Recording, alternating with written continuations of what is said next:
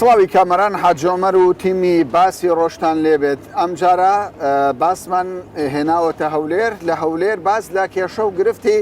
تابلۆ و ناونشانەکانی دوکان و ڕێستورانت و هۆتێلەکان دەکەین بەشێکی زۆر لە هاوڵاتیان بەردەوام سکاڵای ئەوەیان هەبوو باسییان لەوە دەکرد سەرەڕای ئەوەی کە هەولێر سلێمانی دهۆک ناوچە گەشتیاریەکان بەشی زۆری کوردستانە بە پێی دەستوری عێراق بەشێکە لە ینی ئیدارەیەکی سربەخۆیە پێویستە ناونشانەکان زمانی دایک بێت کوردی بەڵام خەریکە ینی خەڵکێکی زۆر ڕێستورانتێکی زۆر مۆتێلێکی زۆر چێشخانەیەکی زۆر بە عەرەبی ناونشانەکان دەنووسرێ نیۆ ئەو خواردنانەی کە پێشکەش دەکرێت هەمووی بە عەرەبیە تیمەکانی گەشت و گوزار کاک نەریمان لەگەڵمانە ئەم هەڵمەتیان دەست پێ کردووە کاک نەریمان تۆ بەرپرسی ڕاگەاندنی لە گەشت و گوزار ئەم هەڵمەتەتان بۆچی بوو بە چ ئامانجێ؟ بەڵێ بە هاوکاری لەگەڵ قایمقامیەتی هەولێر وەکو بەڕێوەبەرەتی گشتی گەشت و گوزاری هەولێر لەسەر سکاڵای بەشێک لە هاوڵاتیان یان ئەوەی کە ڕۆژانە بە بەرچاوی ئێمە دەکەوی بەڕاستی ئێمە پێمان خۆشترە ینی و پێویستە واشبی کە زمانی کوردی لە هەموو شوێنەکان وەکو ئیتر لە پاڵ زمانەکانی دی ینی زمانەکانی دی لە پاڵ کوردی بەکار بێتن دەکرێت هەموو زمانەکان بەڵام کوردی دەبێت بێگومان هەم لە تابلۆ ئیتر هەم لە مینیۆی خواردنەکان پێویستە بۆ ئێمە دەتوانم بڵێم لە سەرەتای مانجیەکەوە لیژنەکانمان سەردانی ئەو شوێنانە دەکەن یاخود ئەو شوێنانی پێ کردووە بەڵێ بێگومان ینی کۆمەڵک شوێنیش داخراوە باشە تۆ بەڕێوەبەری پشکنینی چەند دەبێت دەستان پێ کردووە ئێمە هەستین بە حملەیەک لەسەر ئەمری بەڕێوەبەری گەشت و گوزار کەوا ئاگاداری ئەو شوێنە گەشتیارانە بکەینەوە بەس لە هەولێر یان لە شارەکان ئێمە وەکو گەشت و گوزاری هەولێر بەس لە سنووری هەولێر ئیش و کارەکانمان دەکەین ئەوانی تریش هەروە شوێنتان داخستووە شوێنوان داخستووە نێزیکەی تاوەکو ئێستا وەکو کاکە نەریمان ئاماژەی پێکرد ئەو شوێنانەمان داخستووە و چەند دەها شوێنی ترسی و دوو شوێنی تریمان ئاگادار کردوتەوە و نێزیکەی شوێن ئاگادار کراوەتەوە 15 شوێن داخراوە یعنی ئەگەر ئیلتیزام نەکەن بە بڕیاری ئاگادارکردنەوەی ئێوەدا ئەرزی جەنابەتمان کرد لە سەرەتای مانجی یەک دەستمان بەو کارە کردووە هەمووشیان ئاگادار کراینەوە ئێستاش بەچاوی خۆتان دەبیننەوە ئاگاداری دووەمە دەیان دەینێ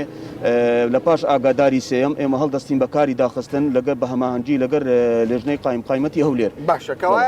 لیژنەکانی پشکنین لە بەڕێوەبەراتی گەشت و گوزار بۆ سێ جار ئاگاداری هۆتێل و ڕێستورانت و ئەو شوێنانەی کە خزمەت گوزارین دەکەنەوە ئەوان لە شوێنی زەنگین گرانبەها ئەوانەی کە خەڵکی بیانیشی لێیە وەکو خۆیان باسییان لێوە کرد کێشە لەسەر زمانی عەرەبی نییە لە ئینگلیزی نییە ئەمە کەلتورێکە و وە کوردستانیش پێشوازی لە زمانی بێگانە دەکات بەڵام ئەوەی گرینگە زمانی کوردستان زمانی کوردیە دەبێت زۆربەی ئەو مینۆ ئەو ناونشانانەی کە هەیە دەبێت بە کوردی بێ با لەگەڵ لیژنەکە دەبچین بزانین چ جۆرە مامەڵەیەک دەکەن و سەرپێچیەکان بە چ شێوەیە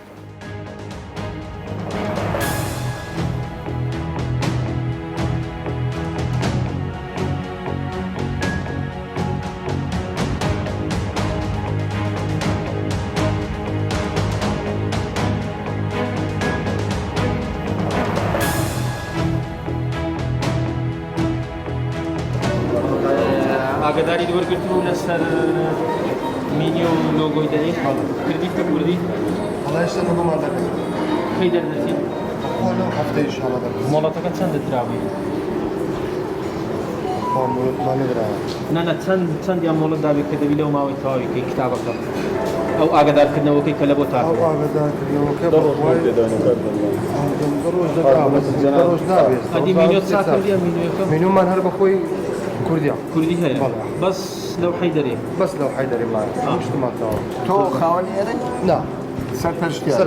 باشە تێبینی چێ لەسەرەوەی ناوەکان بە کوردی نییە پێ دوایە مەشتێکی باش بێ؟ بەڵێ زۆر باشە ینی بە کوردی نەبی باشە؟ بە کوردی باشترە تەبا بەڵام لە پێشودا بە کوردی نەبووە بە کوردی نەبووە بەتاکیدوە بەخۆی بڵێم چێ ئێستا خۆی ئێرە براندا ئەو جە نازام ئایا براندەکان لە عەقدەکە لەگە خاوەنی چۆن دروست کرا مەسەلەی بران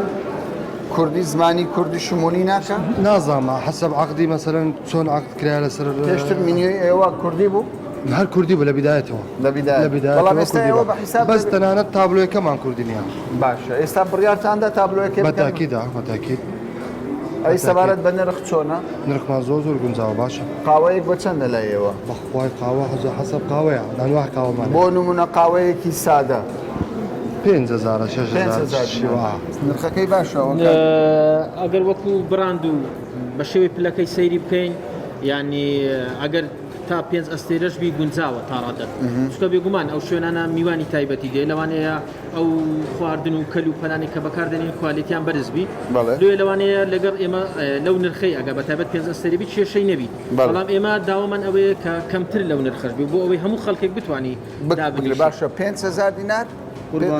ینی قاوە دەبێت بۆ نمونە قاوە خۆی قاوە دیارە ینی سادە مەسەلەن بۆ نمونە حەقی وایە بە 2000 بیفرۆش حەقی وایە 2000 بیفرۆش یعنی ستاندارتانداناوە ئێمە ستاندارماندانەوە بەڵام بە پێی ستاندەرە گەشتیاری جیهانی ئەوانە شوێنیان وایە کە پلە و شتیوان وەرگتووە مۆڵەتی گەشتیاریان هەیە دەتوانن یعنی نرخەکانیان تۆزێک بەرزتر بفرۆشن بەڵام 5,000 بەڕاستی زۆرە بۆ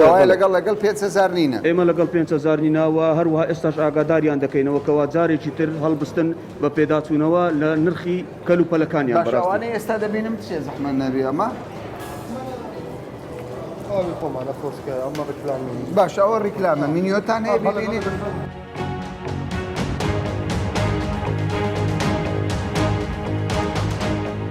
باشە جانەکەم کەوایە ئێستا تۆ 4 زمانت داناوە زمانی کوردیە زمانی عەربیە زمانی تورکیە زمانی ئینگلیزیە هەر کەسێک بێوێ هەر کەسێک بێ توانی بخۆی یعنی پێویست بەوە ناکە لە پێششدا ئەمە هەبوو پێشترمان بۆ زۆربەی کڕیارەکانیەوە کوردنیان بێگانە بەخوای مشەکەلە کوردن بێگانەنا ئاجانە بێن لەسەر ئەساسێک نرخ دادنێنێ چۆنیانە تێنەگەن ینی دانانی نرخ بۆ هەر خواردنەوەیەک و خواردنی چۆن دادەنێن لەسەر ئەساسێک یعنی نرخەکەی نیو دەوڵەتیت زیانیە بەراورد وڵاتێک پێ دەکەن حسابی بژێوی ژیانی خەڵکی دەکەن چۆنیان بەخوای ئەمە بڵێم چۆن پێ بڵێم خۆی لەبەر بڕاندەکەی کە داستراوە کۆمپانیەکەی کە باشە ڕای گەشت و گوزار وەردەگرن لەسەر بەتاکیدەوە چێن گەشت و گوزاری ئیجازەمە نادێت تەماشا نرخەکەی ئیجازەمە نادەنێت نادەن زۆر باشە کەوا ئێستا ملاحەزەی ئێوە لەسەر چی بوو لێم ملاحەزەی ئێمە بیدات کە ئاگاداریشمان کردیتەوە یەک دەبێت تابلۆیەکەی بگۆڕێ ئەوە نەیگۆڕیوە بەڕاستی ئی دووەم دەبێت پێداوە چوونەوە لە نرخەکانی خواردەمەنی و خواردنەوە بکات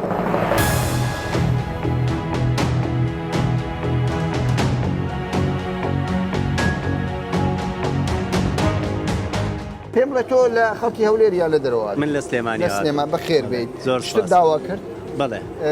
مینیۆی کوردی بوو یان بیانی بوو بیانی بوو بەزەگەر بکرێ بە کوردیش شتێکی باشە بیانی بوو ینی تۆ تێ نێگەیشتی بزەبت تێگەینەوەی کە داوایەکەین خۆشەر نییە هەمووی تێ خزمەت گوزاریەکانیان چۆنە شوێنێکی خۆشە شوێنێکی زۆر باشە نرخەکانی خراپ نییە باشە دەگوترێت لێرە قاوە بە 5,000 نرخەکەت پێ باشە من نرخەکەی نازانم دەگوترێت بە 5,000 بۆ نمونە تۆ ئێستا چایەک دەخۆیتەوە یعنی معقول چەندە چایەک ئەگەر 2,000 لێرە مەسەرەن 1000 باش 1000 باشە ئەگەر زیاتر بێت زۆرە جاری وە تووشی استقلال بووی لە شوێنێ استقلال نییە بەس ئەتو دەبێ حسابی کرێەکەی بکەم خەڵکی لێرم باڵێ ئیجاری ئێرە و چینە 25,000 دلار بی کافتریایشکە و چینە بە 5,000 دلار باش کەوای دەبێت لە کافتریایەک بۆ شوێنێکی تکرد نرخ جیاوە باشە بۆ نمونە لێرە قاوە بە چەند بێت باشە ئەو شوێنانەی کە ئەو شوێنانەی کە ڕاقین و 25,000 کرێ حسب ئەو ئیجاری هێتیان و حسب ئەو لێرە کرێ چەندە؟ تقریبا سەرەوەی 20,000 دلاری 20,000 سەرەوەی کەوایە قاوەیەک بە 2,000 بۆ ئەو دەرنایە مستحیلە تۆ دەبێت دەڵێ ڕێزبەندی بکرێت طبعا و بەنسبەت وەش کە برێ بە کوردی دەنووسێ زۆر کافتریا هەیە بەس کوردی بزانی هەر ناتان هیچ داوا بکەیت بەس کوردی کەوای دەبێ هەموو زمانەکان هەبێ هەمووی هەبی بەس حتا کارمەندەکانیش کەس نییە ئێرە تورک و تقریبا عەرەبن باشە ئەمە کرێکارەکان کورد و مەقسەد تورک و عەرەبی کورد ئیشنەکە وەڵاوە پەیوەندی بە دامەزراندنی ئەو کەسانەیە کە لێرە ئیدارەیەکە تۆ ڕازی وەکو دانیشتوێکی کوردستان خەڵکی بێگانە زیاتر ئیش بکە لە کافتریاکە نەخێرەوە ئەوە کاری حکوومەتە و ئەو بەرنامەیەک دانێ بۆ ئەوەی کە بە یاسایەکەوانە ڕێک بخرێت باشە گەیشتن بە چی ئێوە؟ ئەوە ئێستا ئاگداکە کامەرە ئاگداری پێدەدەین کەوا بەڕسمی ئەوە بیتم پابندی ئەو خاڵانەبی کە تێدا نووسراوە 4 خاڵە کە تێدا نووسراوە دانانی لیستی خواردن مینۆ بە زمانی کوردی نەیبوو بەڵام ئەو هەی بوو لە لاپتۆپەکەی هەی بوو چ پێ دەکەن بەڵێ هەی بیتن دێتە سەردانی دایرە دەکە لە دایرە لە گەشت لە بەڕێبەتی گەشت و گوزار تاکید دەکەن باش ئەمەیەکیان دوو دانانی تابلۆی ناونیشانی شوێنەکە بە زمانی کوردی کە لە دەرەوە دەبێت بە زمانی کوردی ئەو شوێنە ناوەکەی سێ کارپێکردنی کرێکەکانی ناوخۆ بە ڕێژەی سەداسی یعنی دەبیتن لێرە کارمەندەکان بە ڕێژەی سەداسی کوردی خۆمان بیت زۆر باشە چوار کوردستان بیتن پێداچنەوە بە نرخی خواردن و خواردنەوەکان زیاد بوو زیاد هەندێکیان هەیە زیادە و هەندێکیان هەیە معقولە بەڵام ئەو کاتێکە بێت ئێستا چەند ڕۆژتان ئیجازەدا بەوە 15 ڕۆژ ئیجرعات دیسان دێنەوەیەوە دێنەوە ئاگدارش کرد لە بۆ جارە ئەو جاری دووەمە سێم جار سێمین جار قەپات دەکرێت ئەگەر چانە بوو بێت ئەگەر چانە قەپات دەکرێت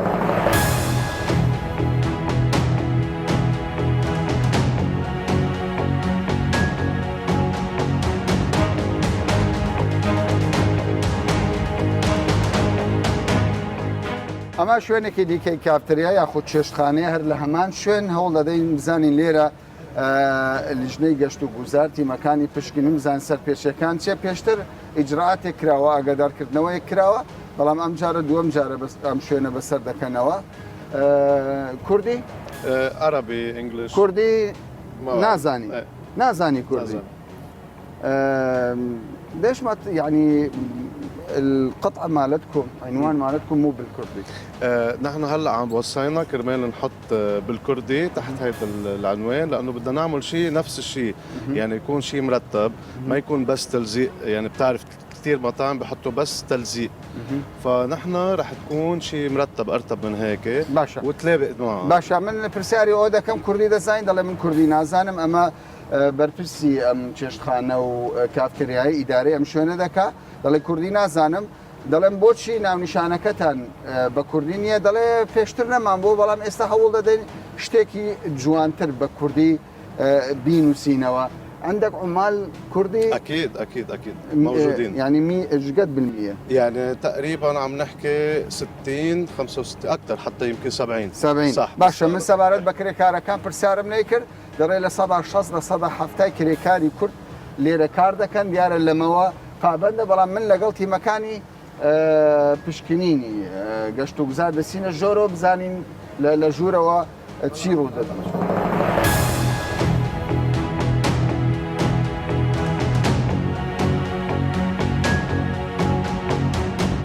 من ئەوڵ دەدەم بزانم لێرە چەند کرێکار کار دەکات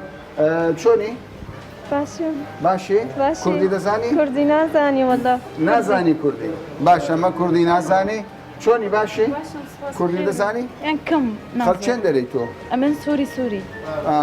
لە تەکەیان ئەزوقیە باشە نرخەکان چۆنە لێرە؟ چی؟ نرخەکان چۆنە؟ نازانی کەوایە تۆش کوردی نازانی تۆ کوردی دەزانی؟ کوردی دەزانی؟ نازانی؟ چه زمانێک دەزانی؟ I don't speak English at all. I don't speak Kurdish at all. Not Kurdish? No. What about Arabic language? No, I'm sorry. Arabic no. Just English. Ama dalay bas tane min İngilizce دەزانم عربیش نازانم کوردیش نازانم بابزانی چۆنی باشی؟ باشی خەڵکێن دەرەی تۆ؟ خەڵکی ڕۆژاوە خەڵکی ڕۆژاوە باشە لێرە نرخەکانتان چۆنە؟ نرخەکە زۆر باشە زۆر مناسبە چەندە قاوەیەک بە چەندە؟ تقریبا ب 3000 3000 باشە چایەک بە چەندە؟ ب 1500 ئەی منیۆتان بە کوردیە؟ بە کوردیش هەیە بە ئینگلیزیش دەتوانم بیبینم؟ سەرهەدووتان باشە با ئێستا بیبینم وەکو بینیتان نمونەی ئەم کافتریا پێشتر ئاگادارکردنەوەی بۆ کرابوو بابزانی؟ ئێستا هەر لێرە بە کوردی هەیە باشە ئەوە ئێستا زۆربەی ئەو کافتریانی کە یعنی تا ڕادەیە خزمەت گوزاریەکانیان بەرزە شوێنەکانیان گرانبەهان لە ڕێی ئایپادەوە سێ جۆرە زمانیان داناوە زمانی کوردی و زمانی عەربی و ئینگلیزی لێرە چەند کوردیش دەکە؟ بەڵێ چەند کوردیش دەکە؟ چەند تقریبا هەموو کوردم خەڵچێن دەرێ خەلکی ڕۆژاوامە تۆ خەڵچێن دەرێ ئەمش خەلکی ڕۆژاوامە باشە کەوایە زۆربەی کرێکارەکانی ئەم کافتریایە خەڵکی بێگانن ڕاستە کوردی ڕۆژاوان پێڵاویان لەسەر سەرمان بەڵام خەڵکی باشوور هەولێر سلێمانی دهۆک نبینن تێبینیتان چێ لەسەر وەکو باسم کرد ئێستا ئەوانە وەکو بڵێ لەو مدەین کە بەڵێن نامایان لەلای ئێمە پڕ کردوتەوە ئێمە 25 ڕۆژ دووبارە ماوەمان بۆ داناون کە پێویستە ئەو خاڵانە جێبەجێ بکەن یەکێک لە خاڵەکان ئەوەیە کە پێویستە بەلایەنی کەم سەتاسی کارمەندەکانیان خەڵکی ئەو شارەیبی یا خەڵکی کوردستان بی ئەوەی لێرە تێبینیمان کرد بێگومان ینی لەگەڵ ئەو خاڵانی ئێمە یەک ناکردەوە ئێمە بەدواداچوونی بۆ دەکەین دوای ئەوەی کە ئەو ماوەی بۆمان دانانە وەکو بەڵێ نامای باشە بابچی لەسەرەوەتە ڕێگا لە میوانەکانیان نەگرین یەک لەوانە دەبێت کرێکاریە زیاتر بێت ڕێژەی کرێکاری کورد زیاتر بی ینی دەکرێت با بڵێن ئەگەری بنمونە ئەوانەی چونکە بەتایبەت ئەوەی کە بڕاندە لەوانەیە ئەو خەڵکانە ئیش پێ بکە کە شارەزان دەتوانرێت وەکو شێفەکە یان مدیر عامەکە یان مدیر ئیدارەکە یاخود شتێکی وە بەڵام ئەوی دیکە بەلایەنی کەم پێویستە سەتاسی کارمەندان ئیتر کوردی بن کوردی من زۆر باشە بابزانم ئەم برادرە چۆنی باشی باشی خەڵک چێ دەڵێت تۆ خەڵکی دۆ هاتی میوانی یان خاوەنی میوانی سەرەکانی چۆن من نساگیری حاطونی گەشتنی ئەمێ دەڕێن یەکەم جارە بە یەکەم جارە باشە ئەم شوێنە چۆن دەبینی یۆ خوشە گەلک ینی بۆ نمونە قاوەیەک بەچەند بێ باشە لەم شوێنانە خودێکی بماتەنانی حاطونی گەمە سارێتەوە نزانین نزان میلیۆن نەبینی نێ دەبینی پۆشیم و حەتە دڵی تازاتی باشە هەولێرت پێ چۆنە خودی گەلک بە خۆشە کەوای پێویستە کافترەی لەم شێوەمان هەبی بەڵام نرخەکانی گران نەبێت ناناخت بۆشە.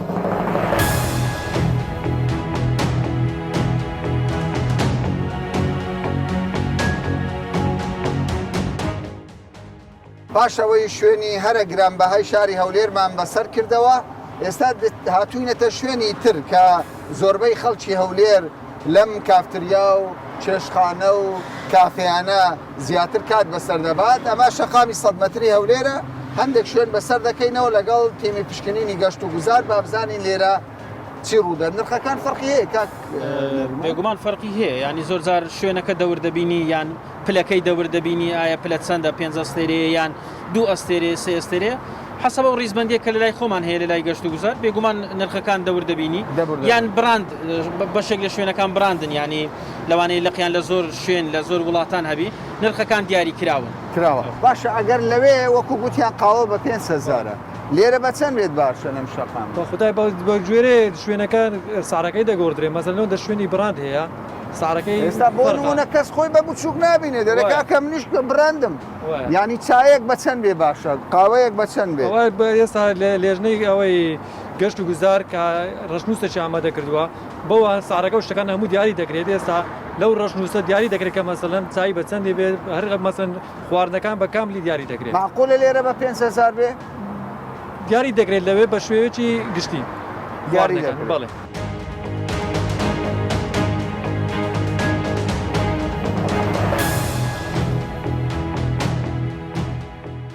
ئەمە شوێنێکی دیکەیە شوێنی نێرگەلە کێشانە کافتریایەکە بابزام ئەم بە ڕێزانە سلااوان لێبێت چۆنی ئەم کافتریا چۆن دەبینی زۆر باشە باش سەری چۆنە مناسب ئێستا کە شوێنی نێرگەلە جیابوویتەوە لەگەڵ شوێن کە باشە ئەمە بەڵێ پێت باشە هەندێک جار لە کافتریاکانی استقلال لێ وانە ئێرە باش ئێرە باش باشە کەوایە ئەم برادرە دەڵێت نرخەکانی باشە بەڵام تۆ لێرە کار دەکەی خەڵک چێن دەدەیت خەڵکی قامشلۆ ڕۆژاوامە خەڵکی ڕۆژاوای چەندە کار دەکەیت تۆ واللهی ئەو تقریبا 5 ساڵە لێرە تۆ خەڵک چێن دەدەیت مووسڵ خەڵکی مووسڵی لە مووسڵ هاتووی لێرە کار دەکەیت چەند ساڵە لێرە کار دەکەیت 5 سنە 5 ساڵە باشە لێرە خەڵکی کورتەیە خەڵکی هەولێر خەڵکی هەولێر لێرە کار دەکە يعني لێرە کار دەکە خەڵکی هەولێر هەنا بەس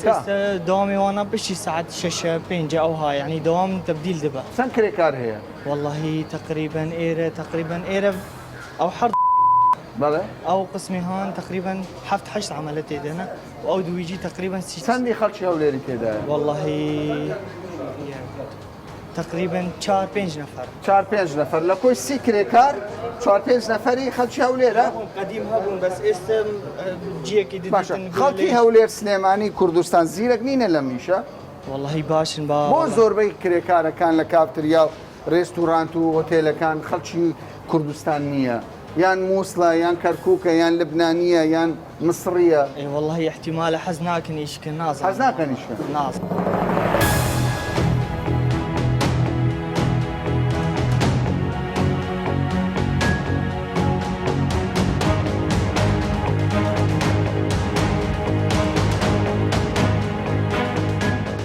ئێستا هاتووینەتە چێشخانەیەکی دیکە لە نێو شاری هەولێر پێم بڵێ نرخەکانتان چۆنە نرخەکانمان وەسەتە نە هەرزانە نەگران کەباب بە چەندە نەفەری نەفەری سێشیش بە مقابلاتەوە بە ماستاوە بە کۆلاوە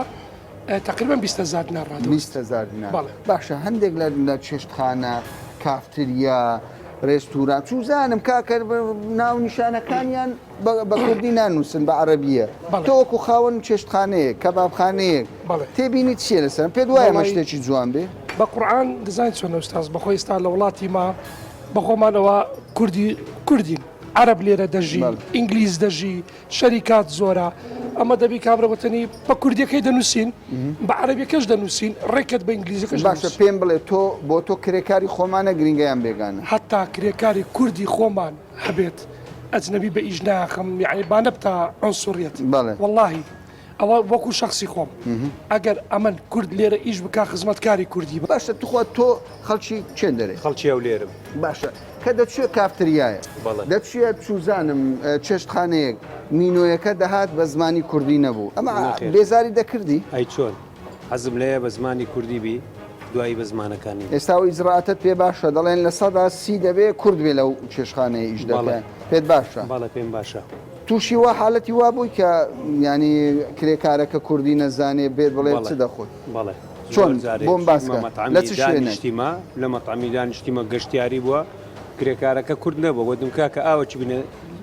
بە عەرەبی گوتی شتریت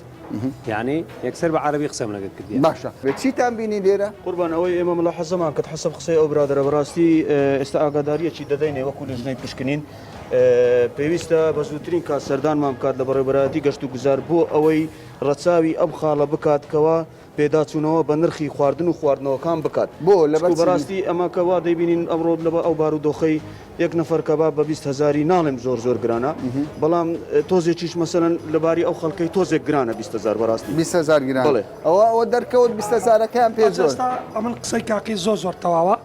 مادەمە تو ڕەچاوی مالو دەکەی ئەمن بەناوی هەموو مەطعەمە قسە ناکەم ڕێستۆرانتەکان بەس بەناوی خۆم لەوانە شاندە چەند ئێستا جیان لێمبی لە تیڤ با حکوومەت بێ ئەمە لە خزمەتین یەکەم جا بالەمنەوە دەست پێکا بزانە ئیجارم چەندە تەقدیری ئیجارم بۆ بکەن ئەو ئیجارە مەسەلەن مەطعەمەک داخرا لە هەولێر ئەو مەطعەمە کاکە جان تۆ بڕۆ جارێ بزانە ئیجاری چەندە تۆ دەزانی من هەموو ڕۆژێ 1,400,000 دینار وەڵڵاهی